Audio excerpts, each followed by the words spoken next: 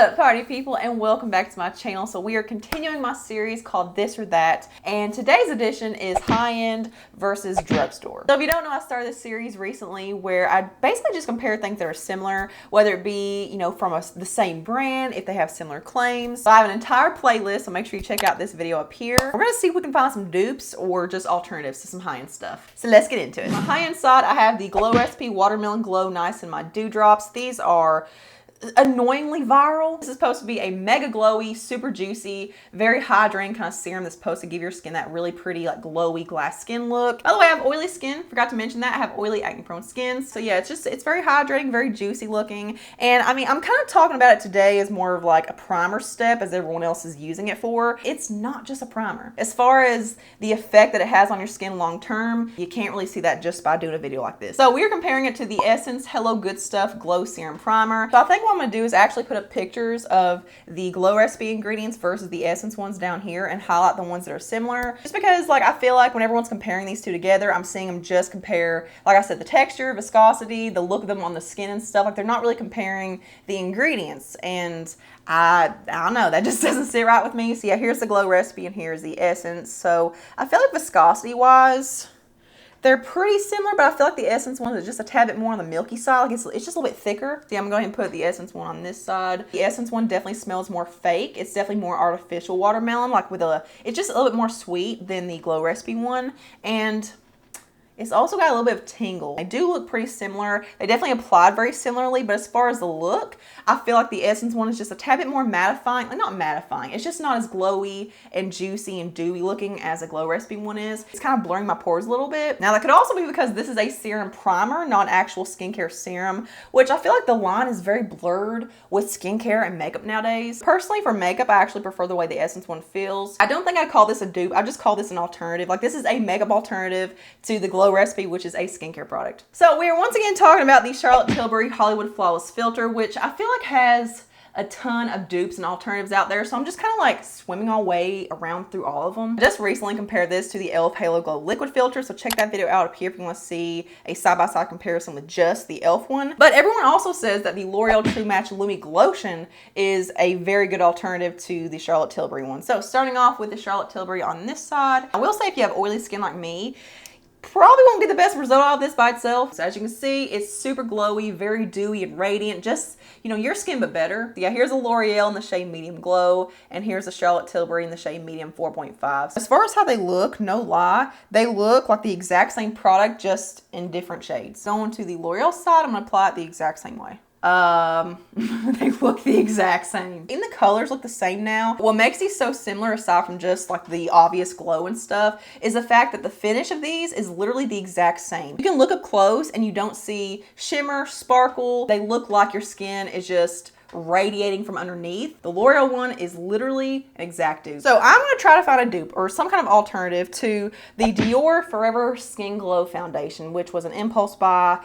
52 bucks. I heavily regret it. Oh my God, has it gone up in price already? I bought this like a month ago. Gosh. There are a lot of shades in this, but they're all like the exact same. Darkest it goes is like a deep.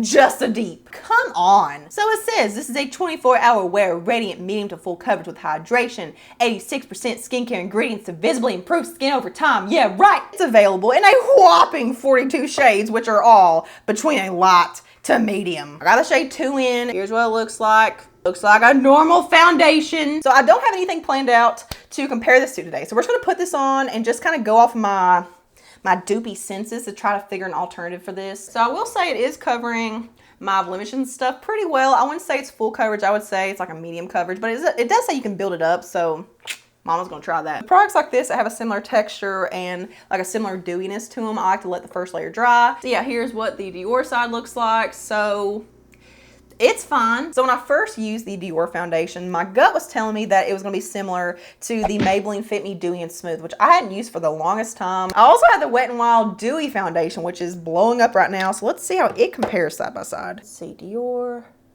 Wet n Wild, Dior. Okay, the Wet n Wild feels a little bit thicker too. I do kind of want to try the Maybelline Fit Me Dewy one, so let's see. Let me just say this foundation by itself, like not comparing it to the Dior, but it's applying so beautifully, especially with the Lumi Glotion underneath. So I will say the other day when I first tried the Dewy and Smooth, like for the first time in forever, it was very thin. It was very like hydrated feeling, and it didn't give me that much coverage right out the gate. So I feel like having the Lumi Glotion underneath is really kicking it up. So I'm gonna go back and do what I said I was gonna do and build up the Dior side. All right, so there's a second light layer of the Dior. So similar but not exact. So I'm actually gonna go into a damp sponge because I think that if I had applied the Maybelline with a damp sponge, it probably would have been thinner. Okay, so that definitely made it look thinner on the skin. So I'm gonna go on to the other side of the sponge that I didn't use the Maybelline one on and just kind of blot over the Dior too, just to really press it into my skin. Okay, wait a minute. Dior, Maybelline, Dior, Maybelline. Guys, they look so similar. Right down to the point where they're kind of crackling and settling into the lines around my mouth right here on both sides. Okay, so I'm noticing I've got some dry patchy spots around this area of my face, like around my lips, also around my blemishes. Like it just looks kind of patchy. I'm not seeing that on the Maybelline side. So I'm not gonna say these are exact dupes, but I will say the Maybelline is a damn good alternative to it. So for blush, we are trying to find yet another dupe for a Charlotte Tilbury product, and that is the Beauty Light Wand in the shade Pinkgasm. So the new product that everyone's calling a dupe for is the Makeup Revolution Bright Light Highlighter in the shade Divine Dark Pink. So I will say, as far as the packaging goes, what's different about them is that aside from the sponge tip being slightly different shaped, that with the Charlotte Tilbury one, you can turn it on and off. Like there's a little switch right here kind of thing where you can turn it off if you're traveling or if you just don't want it to leak or whatever. But I will say mine got like a little hole in the sponge, so like product doesn't actually come through the sponge anymore. It comes through that little hole, so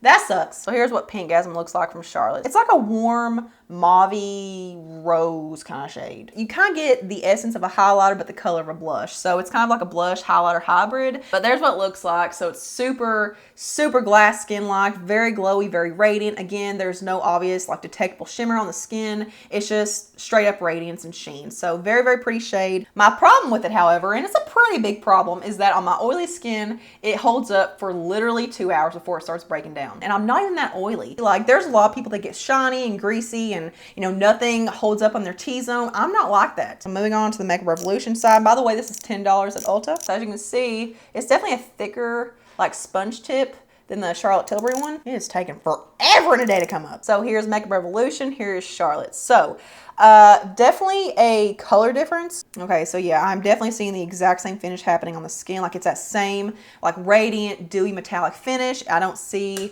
any obvious shimmer particles. Yeah, I'm just seeing more warmth and whatnot on the Charlotte side. Like I feel like there's almost like a goldness to it. Like I don't see gold.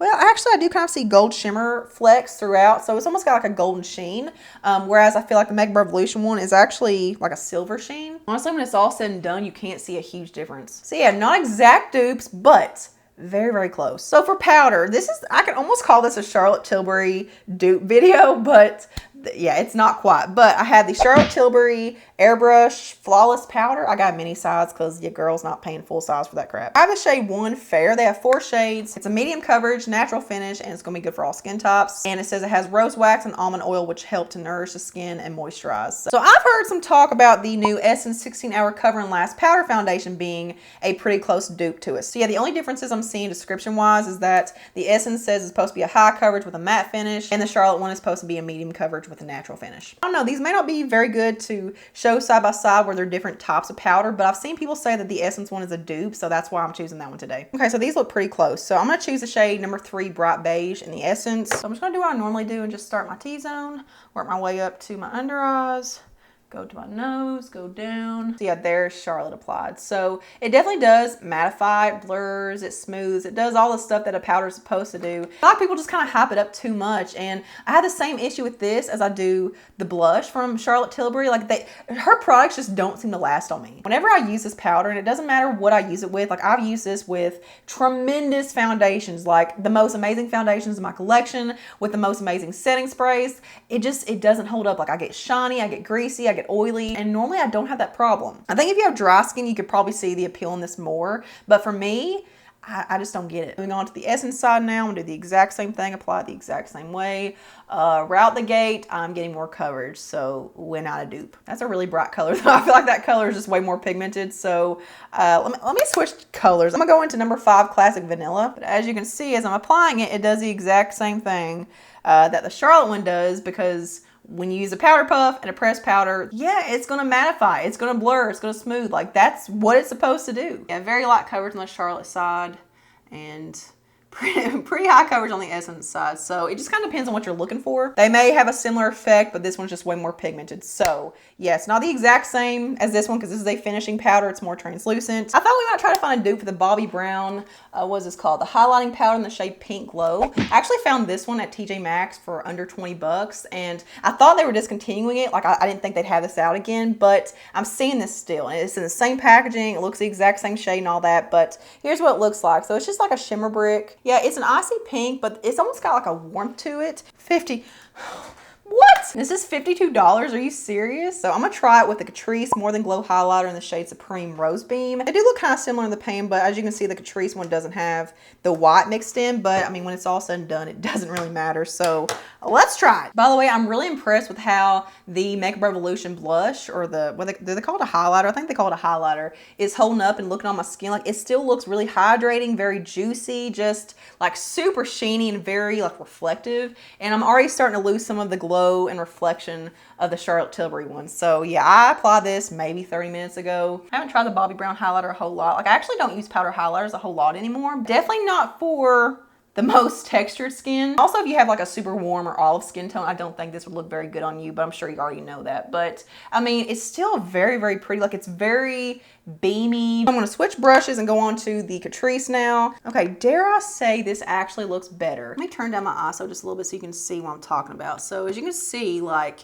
it's really metallic, very reflective. Like, you can almost see the reflection of my lights from my cheek. Like, super cream-like. So the Bobbi Brown one, it also looks really good. It just looks like a typical powder. Actually, I would call this one a dupe, but better. Alrighty guys, I'm back with the rest of my face done. So I did some math off camera and came up with the cost of each side. So I'm back about 8 months later to be exact, because the grand total for the high-end side has now increased due to the wonderful world of inflation. Interestingly enough though, the drugstore side total didn't change, so that's pretty cool. So the original price for the high-end side was $269, but with today's prices, as of April 2023 anyway, the new grand total for the high-end side is $281, while the drugstore side rings in at a whopping $53. And in case you don't want to do the math yourself, that is a $228 price difference, people. And that's not even eyes and lips. Like, that's just face products. Just so you know, for the drugstore side, I took the prices that the products are at Ulta, which is usually more expensive, but because that seems to be people's preferred outlet for buying drugstore products, I went ahead and did Ulta's prices. But just know that if you shopped at other places like Amazon, Walmart, maybe even Target, which those links will be below as well, it'll be even cheaper. And no, not everything on the drugstore side was an exact dupe for the high-end products. Like, I'm honest about it. Like, I'm not gonna say something's a dupe if it's not, like, just to have a positive outcome in a video. But the point that I keep trying to make when it comes to comparing high-end versus drugstore is that you can have two products that have completely different chemical makeup. L'Oreal Glotion doesn't have the glossy oil, which, what the hell is a glossy oil anyway? They put a pretty word like glossy in front of oil and it makes it sound more fancy. Like, that's what it is. But it has different extracts and, you know, ingredient call-outs that the L'Oreal Glotion doesn't have. If you were to take those ingredients out, that product would probably perform the exact same way. Like, I will go to the bank on that one. And the high-end side did not look like it cost over 5 times more than the drugstore side. If anything, I actually thought the drugstore side looked better and it held up better. So yeah, there's some juice for you to suck on. And you do not need to spend $50 on a foundation or $45 on a powder or $40 on a blush to feel pretty and look your best, because they convinced you that in order to look your best and to feel your best, to be the most confident, to feel like you've done something good for yourself, that you need to spend that kind of money. No, it's a gimmick. So yeah, that is a wrap on this segment of This or That. I hope you guys enjoyed it, found it informative, found it helpful, found it entertaining, whatever it may be. If you did, you know what to do. Give it a big old thumbs up. Here is my entire product comparison playlist. So there's some This or That's in there, and also just some individual like comparison battles. So check that out if you like this style of video. Subscribe if you're not already, and turn the notification bell on to always see my stuff. And I will see you guys in the next one. Mwah.